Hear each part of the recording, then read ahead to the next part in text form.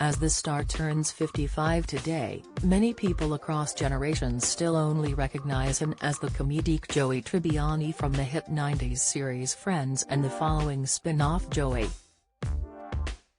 The role changed Matt LeBlanc's life entirely, as he had only $11.09 to his name when he was cast and ended up being one of the highest-paid sitcom actors in Hollywood, but ultimately the actor found that money isn't everything.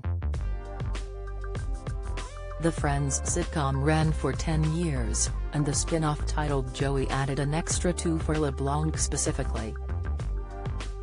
Nearing the end of the series, each of the 6 principal actors and actresses earned $1 million per episode. Adjusted for inflation, that would be equivalent to $1.4 million, £1.16 million today. While his co-stars almost immediately went on to expand their careers or better themselves, LeBlanc would play his Friends character for 2 more years without the support of his 5 colleagues. Joey was not a resounding success like the original sitcom and only lasted for 2 seasons, by the end of which LeBlanc found himself completely burned out. One aspect LeBlanc speaks ruefully of is the way people approach him, believing he is the character he portrayed for so many years. In an interview with The Guardian in 2012, LeBlanc shared, "People will speak slowly to me sometimes.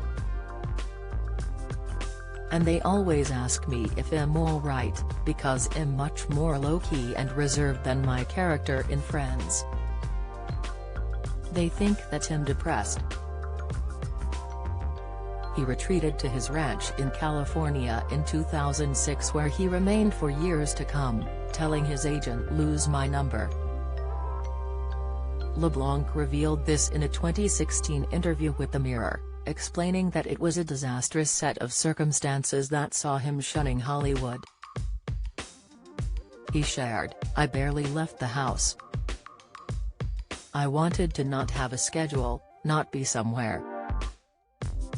I almost had a nervous breakdown."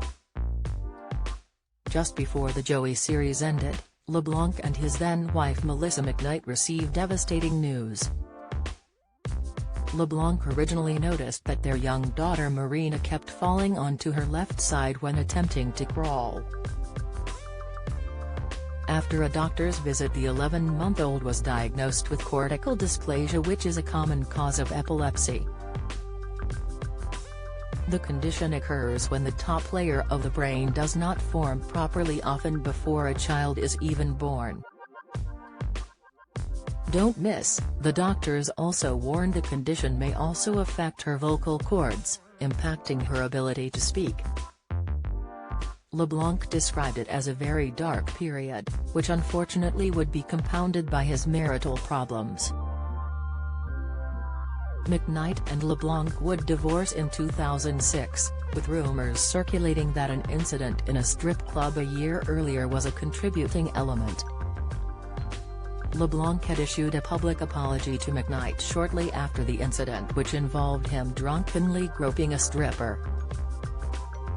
The list reported that McKnight and LeBlanc have been on amicable terms since their divorce and share custody of their daughter. Eventually, LeBlanc was coaxed out of his hiatus by friend co-creator David Crane in 2011, who approached him for a series called Episodes. The hiatus made LeBlanc a little rusty on the same job he did every day for over a decade just a few years prior, but he eventually found his groove once more. Episodes would run for 6 years, slightly overlapping with LeBlanc's time as Top Gear presenter. He would leave his presenting role after barely 3 years, stating that it was simply geographically too taxing and he didn't like being taken away from his family so much.